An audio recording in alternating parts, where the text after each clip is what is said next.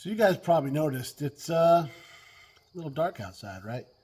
And usually I'm not starting tech tips like when it's dark out. I don't know why. I just don't. I just, usually something happens throughout the day and then I'll like think about it the next day. And, well, that's when I record it after I've gotten my thoughts straight. I know it doesn't seem like it by the way these things usually go, but could you imagine if I didn't, right? Anyway, we're out riding today because it's a beautiful day, as you know, top of my nose. But the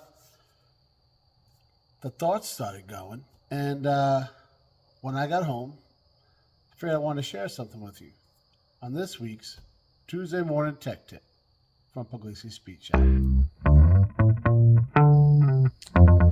Guys, today was the first day got to take the road glide out after I decided to throw it on the ground in the parking lot about a month and a half ago. So, first time I was ready to take her out and like give her the business, and perfect day for it, guys. And the first thought I had is I got to get this bad dog out from under this cover so I can take her out and enjoy, why have more than one bike if you don't enjoy them? Yeah, I know. We'll get to that later. So, in the usual fashion, this tech tip has nothing to do with what I'm talking about. It has absolutely nothing to do with motorcycles and everything to do with the issues I've been dealing with on this big son of a yes, So, there's a few of them. Some of them definitely self-inflicted. We already saw that coming. But some of them not. Some of them were inherited. And some of them are just not the best design. It happens, right? And during that, like as I'm finding these things out and I'm putting these videos out, comments are coming in, and we start having conversations. So I've been chatting with my buddy Oli from Oli's Garage. We'll put a little thing up there. And even though he's an Air Force dude, pretty knowledgeable guy. He's also a Ford guy, but I got him to admit he's had a couple Chevys, at least one that he's talked about. So that's good. There's hope. But what we've been talking about is what I got right here. A whole bunch of different manuals. Some good, some bad. But you got to start somewhere, right? All right, guys, like I said, we were talking about all sorts of different stuff, right? Problems I had on this guy. And we already discussed picking up somebody else's project and you don't know what they did.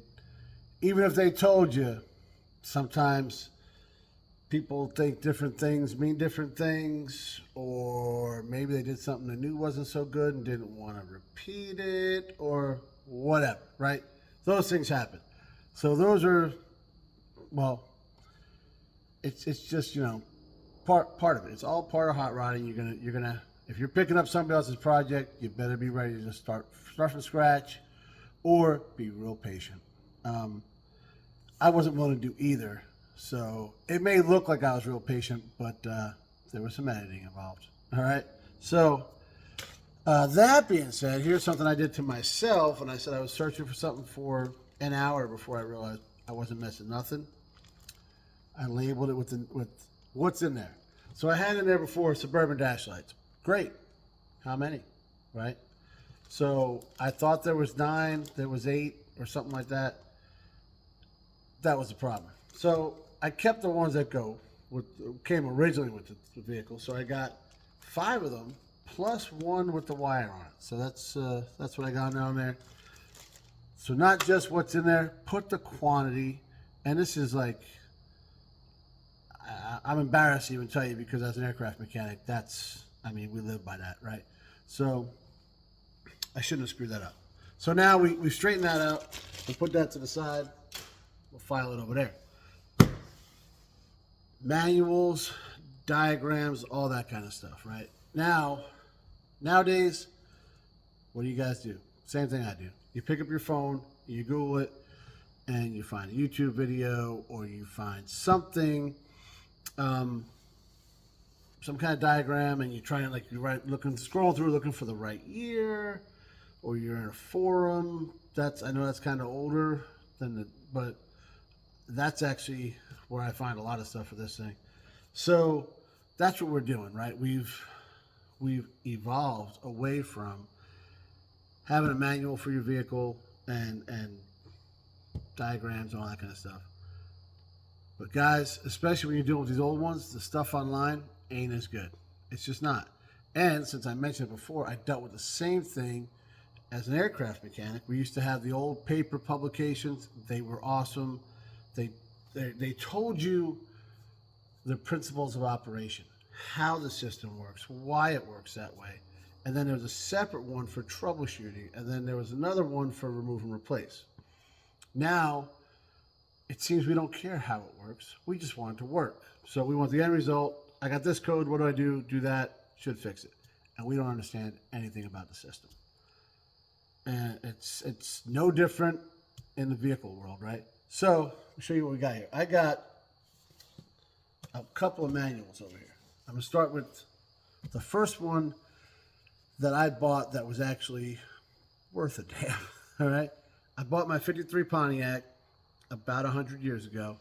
And the first thing I did was I bought this book off of eBay for like, I don't know, 30, 40 bucks, whatever I paid for it. Motors, Auto Repair Manual, 1954. It's got up to 1954 in here, right? So it's like, guys, well, I'll bring you through the manual in a second, give you some highlights, but that's the first one I bought. And I used that on my 53 Caddy, my 53 Pontiac, and my buddies use it on some of their Buicks and whatnot, you know. Awesome. This thing, I'll show you in a second. It's great. So then I got this one. This was actually given me by Jimbo. This one, obviously helped me out with this guy a little bit. It's got the principles of operation, that kind of thing. So this is also made by Motor. It's on the bottom. These are the old school manuals. Me and Oli were talking about these. They're awesome, right? You saw in the back, I got a bunch of them. All of them were given me by Jimbo, actually, except for the 54. That one I actually did put my hand in my pocket. Or actually, no, I think I used PayPal. Either way. So then they started coming out these like in the 80s, 70s and 80s. I got a couple of these back there. Chiltons manuals. You hear about these a lot more. The name's very popular. There's a lot of names that are popular out there that aren't the best, right? But then we can all agree with that. So this one, and like I said, I'll show you the insides and kind of show you what's up.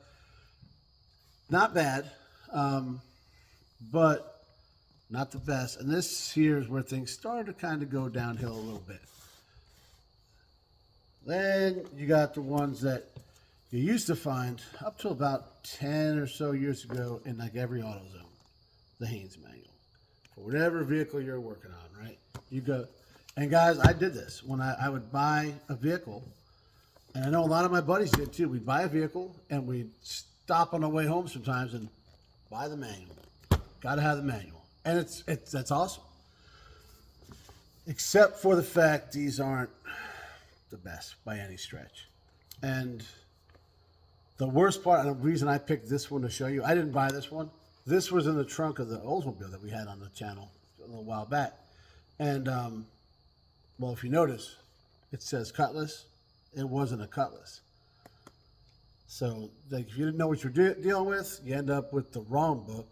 And where these other ones are all different, you know, U.S., Canadian, import, pickup, it's got everything, right?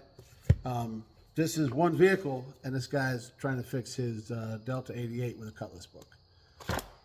And I'm almost embarrassed, I am embarrassed to say that I used this book a little bit and then realized it was the wrong one. Now, there were some things that went back and forth, but yeah, not that much. Very, when it came to the actual overall of the vehicle, very few.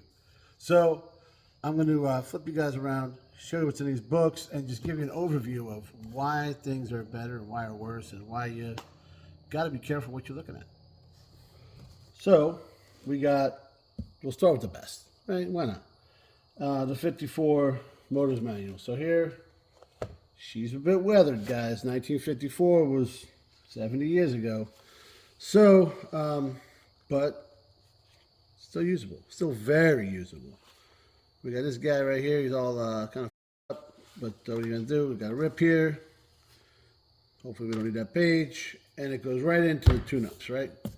So, it talks about compression, ignition primary circuit. Guys, it's all in here, right? It tells you how everything works. Here's how, your points and secondary circuits, and I mean everything on how this works, right? It can't get much more, like how the whole system works. Here's a minor tune-up. Here's performance test. Here's some pages that were clearly stuck together. My God, the pages are stuck together.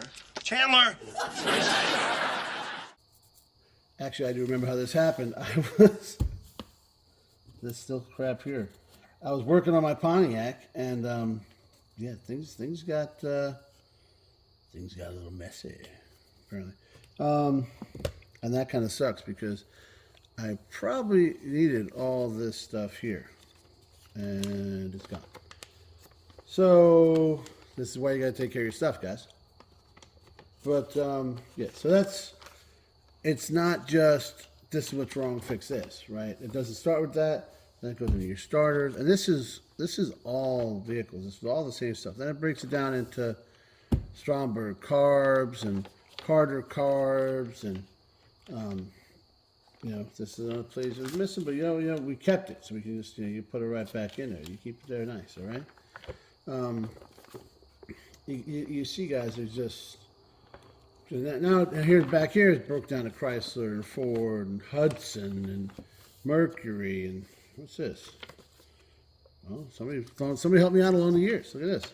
Instructions for the Autolite timing light. So you got that on there. How engine firing orders. I mean, this is good stuff, guys. Right? This is quality right here. This is what's up. And Oldsmobile all the way through. Packard. I mean, look at this, guys. Forget about it. Right? Studebaker, and then God, this decimal equivalent for tap drill size. I mean, come on. This is like, that's like machinist stuff here. Compression test, cooling system services. You got the old Willis. You guys know I meant Willis. Nash. All the old cool stuff. Hydromatic. This I had a hydromatic trans in that Pontiac. Now, a lot of things in this thing is not used anymore for me. Not very useful because I don't have this flathead straight six in it anymore. I don't have the hydromatic drive, and I haven't worked on it in 100 years. So, we're going to rectify all that, guys. I got a plan, so this way I got something to deviate from, but either way, you see why this guy is the fucking bomb diggity. All right, next we got auto engines and electrical systems. All right, so also this is put out by Motor, and like I said, Jimbo gave me this one. He's an electrician, like by trade, so this is like right up his alley. I should have got him over here to work on this guy, but anyways, this was copyrighted in 1973, so that's a little while back. I wasn't born yet. So things were obviously, done differently. This guy here, we got table of contents. Guys, first thing, how engines work, right? Principles of operation. Engine operation, intake, compression, power, exhaust, right? You guys, I mean, basics, right? So when you're trying to figure out what's wrong with your engine, you got the basics. It starts right here, right? Tells you all about everything, and then goes into okay, I obviously haven't read through this too much, but review questions. So it actually, this is like a textbook. Like it teaches you everything about how an engine works. Pontiac Tempest, overhead cam engine. I've had a couple of them. Review questions. At what points in an engine is lubrication necessary? I mean, and then the page where you get the answer. Guys, this is teaching you how things work. So you're not just winging it and you don't know what fixed that one gripe. You're learning how all this works. This is actually really awesome. Jimbo, this is I didn't realize this book was. I didn't give it enough credit, guys. This might be a step up from the first one we looked at, but I don't know. This is wow. And then of course, you got diagrams and you got all the things and all the stuff, but gas recirculation comes in the fuel systems. I mean, just give you guys a quick overview of this, right? But man, this is a good book. All right, so again, when it's not just telling you how to fix it; it's telling you why it's doing what it's doing. It's giving you. If I actually took the time to read this thing, I might be a halfway decent mechanic, huh? But yeah, so guys, this is why you need these kind of books that go just as different systems and tell you how they work, so you can be just as smart as, well, maybe the guy that wrote the book. All right, next we got the Chiltons Truck and Van Repair Manual, 1982 to 1988. So I remember this time frame pretty well. Yeah, specifications, tune-ups, step-by-step parts replacement, diagnosis and adjustments, diesel and gasoline engine overhaul, four-wheel drive, yada yada, fuel systems, thousands of crisp, clear illustrations. Let's see if that's true. The other ones are pretty good. So we got the acknowledgments. So the first thing, how to use this manual. Truck session, unit repair, locating information, okay. Part numbers, safety notice, yeah, safety third, guys, you know that. And then it jumps into engine identification codes by VIN number. That's good information, cool.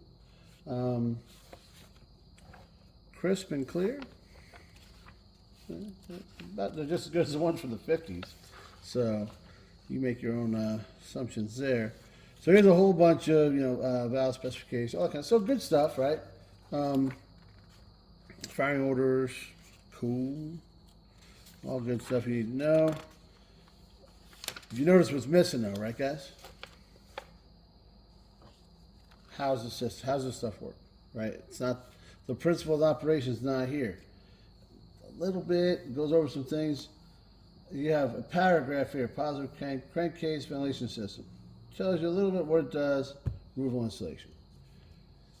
It's not as in depth. With it's got a little sprinkle, right? But this is when we started kind of going towards let's just fix it, right? That's just, I mean, it's the way of the world. It all kind of went that way. I mean, you don't need a history lesson, right? But you got Ford and Jeep, Volkswagen, Nissan. So, Ford Trucks electrical system. So, again, this kind of cracks me up. Thousands of crisp, clear illustrations. Here's the book from 1988. Okay. Here's the book from 1973. They look about the same, guys. You know what I'm saying? Here's the book from 1954. They kind of look a little better. These are more look like a picture, right? They are pictures. That's why they look like that. It's funny how that works. So you guys do the math. From 54 to 88, did we make that? Yeah. So they lost, in my opinion. We don't need that. We lost the principles of operation, the theory, all that kind of stuff, and the pictures are the same. So, I mean, they're not. And don't take the wrong way. They're not bad. It's just they're as good as they've always been. So they bragged about something that hasn't been changed. Maybe, and actually, this is a Chiltons manual. So maybe back in the 50s, if there was Chiltons in it, I don't know. I'll have the kid look it up and put a little thing in here. But yeah, maybe this is an improvement. I don't know, because I only have a couple of them. They're all from the 70s to 80s. And they're all about the same. But it's more move and replace, which is fine, because that's what we started doing in the 80s. We didn't care how it worked. We just wanted to fix it.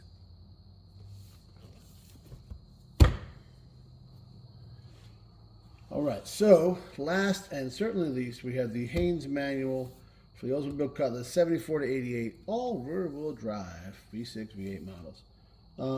It's a yellow Cutlass with the T-tops. Oh man, the cutties look good with them T-tops, right? It's got the cutaways, all that. Let's see here. It is coming apart. But, oh, guys, I figured it out already. That motor manual was printed and written and all that in New York, and this is from Newbury Park, California, via England, where Haynes Publishing Group is actually out of. So, do we need to keep on going? No. I'm looking here, last copyright I see, 89. Judging by the clothes these guys are wearing here and how they're taking these pictures and stuff, yeah, that adds up. That's accurate. So, now, granted, you could get this book, though, in just about any AutoZone up to like 10 years ago is when I kind of stopped seeing them around. All the chain stores all had them, you know. But, so, acknowledgments about this manual, yada yada. We got some pictures of what these cars would look like. That's pretty cool. So, and somehow, guys, even with these pictures, the guy that bought this book for that Delta 88 was still unable to realize he had the wrong book. Huh. Well, anyways, quick reference, buying spare parts and VIN numbers, and tools and working facilities. Okay, cool. Tools and working facilities, especially a lot of tools and working facilities. Jacking and towing, safety first. Yeah, we ain't definitely gonna read that. And it goes right into troubleshooting, right? Engine backfires, go to this page. Engine diesels, go to that page, right? So, let's see what it says.